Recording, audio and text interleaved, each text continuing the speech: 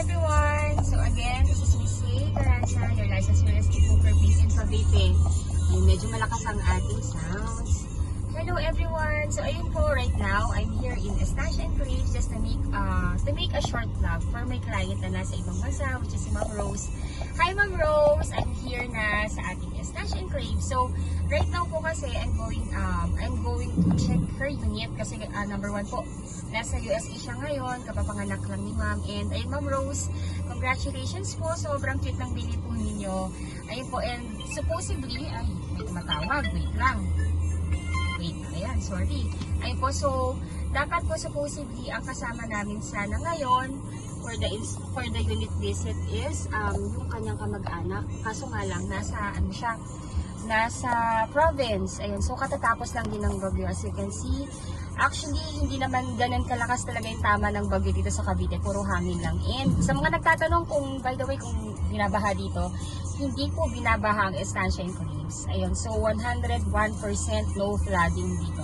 Ayun, so, before further ado, again, if you are new to my channel, please do me a big favor po.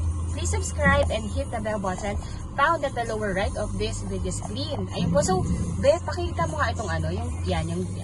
So, ayan po yung isa nating bagong phase, which is, ito yung phase 1. Ayan. So, as you can see, ito yung model house. Yung sa mga na-treating ko na, ito yung model house. Kung maalala ninyo, di ba sa tabi ng model house, wala pang mga units na yan. Wala pa yung mga yan. Pero, right now, tinan nyo, my God, tapos na siya. Ganun kabilis ang construction namin dito sa Estancia Enclaves. So, ayan, pakita mo nga itong kabila. Ayan, so, ito yung laging yung napapanood sa vlog ko. So, right now, ayan po, na-turn over na yung mga unit na yan. And, mga nakatira na yung mga nakatira. Ay, mga nakabili. Ayun. So, ayun po. So, ayan, so, let's go na doon sa property ng aking client. Kasi, actually, dapat ang magsa-site visit ito or yung mag-home visit is supposedly yung kamag-anak ni ma'am na sister po niya. Kasi, kaso nga lang po, yung talagang mag-visit, nakapunta na ng ibang bansa and other relatives are already in the province. Ayun, so, bigyan ko lang kayo ng tour. So, ayan, ang bilis-bilis. Kung maalala ninyo, lalo sa mga na-treating ko, dati wala pa yan, di ba? Ngayon po, ganyan kabilis na construction dito sa atin and nakatayo na yan. Ayan, so let's go na para at least makita nyo po yung ating construction update. Grabe, ang galing. Alam niyo sa totoo lang, wala talaga ako masabi sa developer namin. Kahit wala pang kahit hindi pa nabibili yung actually yung ibang bahay dito, kahit hindi pa tapos yung down payment, tinatayo na yung property. Kaya yung mga ibang nagre-reserve dito, yung mga nakaka-reserve na mga ongoing construction, natutuwa sila kasi nireserve pa lang nila yung bahay, pero iyan nakatayo na siya. Ayan, so by the way, ito yung gate, pakisumo ko bebe ko. Ayan, ay, kasama ko si Ella, by the way. Ella is one of my best agents, so ayan, thank you Ella. Ayan, so yan po yung kumbaga yung gate ng ating phase. Ayan, so ganyan siya kaganda. So wait lang, magpa-park lang tayo kasi hindi pa ako makakapasok dyan.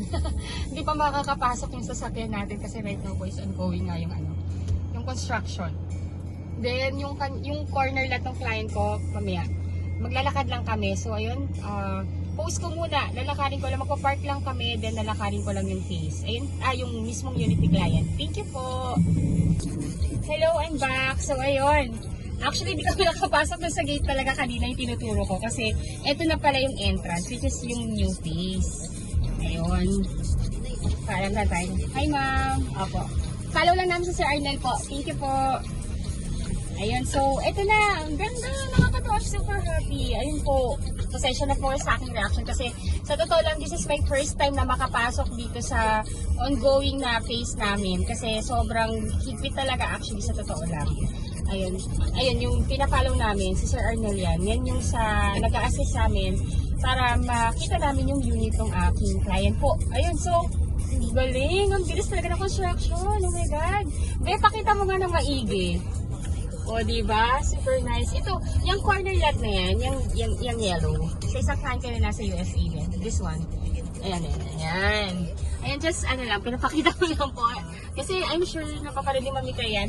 Hi, Mami Kay! Ayun po. So, ayun, right now, andito ako sa phase ninyo. Then, go na ako dito sa first phase. So, itong phase din ni Ma'am Rose, actually, nakuha niya dito. Ito yung pinakamalaking corner lot sa phase niya. Ayun, so, I'm really excited to see it. Teka lang, parang malakas yung radyo natin. Ayan, so, right now po, pakita mo nga to. Ayan, so yan yung gate ng ating phase. So, yan yung kaya tinuturo ko na hindi kami makapasok. Ayan, so, we are here na, Ma'am Rose. Ayan, so, eto na yung unit. Wow, bagong pintura. Actually, pwede na i-turn over to eh. May mga ilan-ilan na rin nakatira dito. So, ayan, ito yun din. Sorry. Yung corner lot na yan, yan yung unit ng aking client. So, ayan. So, i-post ko po muna siguro, pasensya na sa aking reactions. Pero I'm really happy po kasi nga po, yun nga, dahil first time ko talagang nakapasok sa phase na to. And, ayun. Sige, i-post ko po muna, bababa muna kami ni Ella para i-video yung bahay. Thank you! Hi Ma'am Rose! Ayun po, I'm here na. So this is your unit. Grabe, laki ng lato. This is my first time na makarating sa phase nyo actually. Actually, nakapunta naman ako. Pero ito sa block nyo po Ma'am Rose. As in, ngayon pa lang. So again, ayun lang yung gate. Ayan siya, medyo katirikan ng araw ngayon. Ayan, pero yan po. So, diretso lang yan. Then, ito na ang bahay ng aking client po. Ayun. So, super happy lang po kasi nagkaroon kami ng access dito. And, ito, I just did this vlog para po, at least kahit nasa ibang bansa si Ma'am Rose, mapapanood niya yung bahay niya. Ayan. So, ang laki-laki talaga ng lot. Actually, itong bahay ni Ma'am Rose, itong lot niya, ito yung pinakamalaking lot na meron dito na corner lot sa face nila. So, ayan. Pakita ko lang po, ipapresent ko lang na mas maayos. Ma'am Rose, bawal pa ako pumasok sa unit ninyo. So hanggang dito lang talaga ako sa labas. Pero at least, you would have the idea na kung gano'n nakaganda. And tapos na talaga yung unit niyo po. Ayan, ang ganda ng lot, ang laki. Ay po, so ayan. So ito yung bahay ni Ma'am. This is duplex. Ayan, so ang lot ni Ma'am is from here. Ayan po, so ito yung, yung kanyang hatian. Firewall with kapitbahay. May muhon po yan na ilalagay dito. Actually, may muhon na yan. Natakpan lang po siya ng grass. Ayun. So, this is ilang meters ba to? Let's see ha. 1, 2, 3, 4, 5, 6. So, 6 yung kanyang frontage. Mas malaki siya comparable sa regular na frontage. This is, yung regular po kasi is 5 meters. Ito is 6 to. Why? Kasi nga po, this is corner lot. Special lot siya. Kaya, siguro, kaya mas malaki yung kanyang frontage. So, kasama na rin yan. May mga bricks na po yan. Yan. Tapos, ayan. So, ganyan yung unit ni Ma'am. Actually. Then, hanggang dito yung kanyang lote. Ganyan kalaki.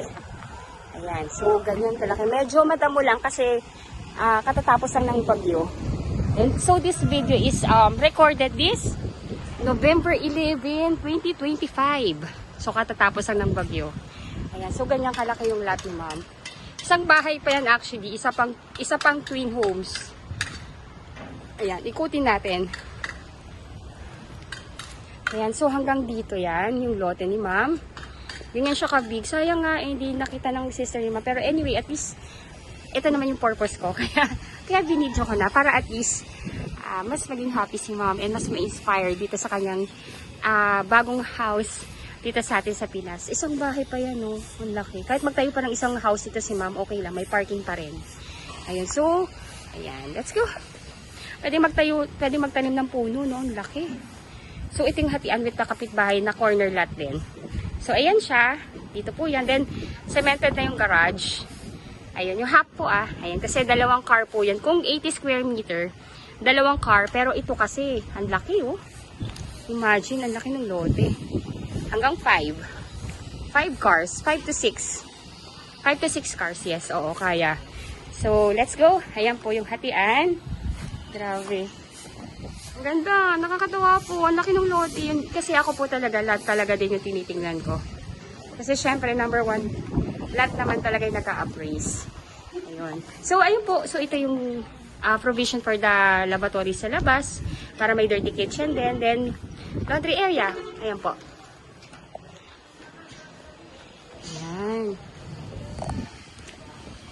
Tapos, sorry po Ma'am Rosa, talagang hindi talaga tayo makakakuha ng access sa loob. Binibigay yung access na makapasok sa loob pag upon inspection and turnover na. Pero right now po, yun nga po, hanggang labas po muna tayo. Pero as you can see naman po, tapos na talaga yung bahay. Ayun, congratulations, Ma'am Rose, ha. Alam ko, ang inintay na lang natin dito is ano eh. Alam ko may bank approval na tayo. Waiting na lang naman tayo ng ano po, ng confirmation from the bank. Then, pwede nang mag-loan contract signing si Ma'am Marian para ma-turn over yung unit. Ayan, so the community, ayan. May tinatayo pa dito, pero majority of this space is already complete. Ayan, so hello Ella! Ayan si Ella po. So, ayan.